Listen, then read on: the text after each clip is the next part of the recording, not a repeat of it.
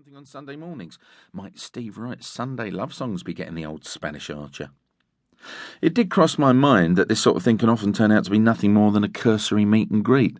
Let us know if you have any ideas for a show. We'd really love to work with you, was quite often the end result of 2 hours on the trains and tube, sitting with a big grin slapped on your face in front of somebody who occasionally nodded. These speculative encounters mean that they get to put a tick in their managerial job done box, but it feels like a colossal waste of time. I met up with Addison in reception at Western House in Great Portland Street, just north of Oxford Circus in London's glitzy West End, and we were whisked up to the first floor and Jim's office. I looked wide-eyed around the walls. There were photos of Jim arm in arm with various dignitaries and celebs. Awards for shows jostled for position with Ken Pine cartoons from Private Eye, archly mocking Moya. There was a large coffee table in the centre of the room and a couple of standard-issue big managerial sofas and a vast desk behind which sat the commanding figure of Jim Moya himself. As I looked down at the coffee table, I wondered how many people had been fired over its dark, forbidding surface. Had Jim ever had to arm-wrestle Wogan on it during contract negotiations? Also in on the meeting was Moya's second-in-command at Radio 2, Leslie Douglas, a no-nonsense Geordie. Throughout the time I knew her, Douglas was passionate about just two things: radio and Bruce Springsteen. While Ad sparred around with the two of them, I sat and smiled to myself and mentally prepared for the vague promises of the "we'd love to work with you sometime" chat. I couldn't have been wider of the mark. After Ad had finished verbally knocking our hosts about, we took our seats and got down to business. Moya looked round at me. "Now then, we will be launching a brand new music radio station in the March of next year, and we would like you to be the host of the breakfast show." I took a slightly firmer grip of my coffee and cocked my head towards him in an inquisitive fashion, not unlike a puzzled Labrador. "The BBC are going to be starting up a number of new digital radio services in partnership with existing stations," Jim thundered on. "Radio 4 will be launching one, as will Radio 1, and we will have one as well." I looked at the beaming face of Moya and mustered up all of my intellectual reserves to come up with a trenchant response to his very kind offer. "Oh, right," were the only words I could muster.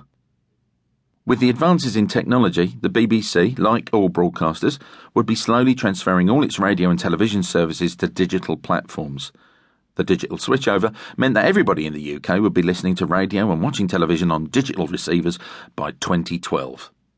I really should have been more aware that this was happening, as the BBC had used me to front a television campaign to promote this rapidly approaching technological wonder. I spent 2 days in a van and on location with Andy Parsons and Henry Naylor, who played my hapless film crew. We were supposedly making a fly-on-the-wall documentary about this exciting new technology. The loose gag of the thing was that as we went from place to place, we kept being caught by our unwitting subjects. The first day was spent shooting with Leslie Grantham, Sanjeev Bhaskar, Govinda Gier, and a couple of puppets.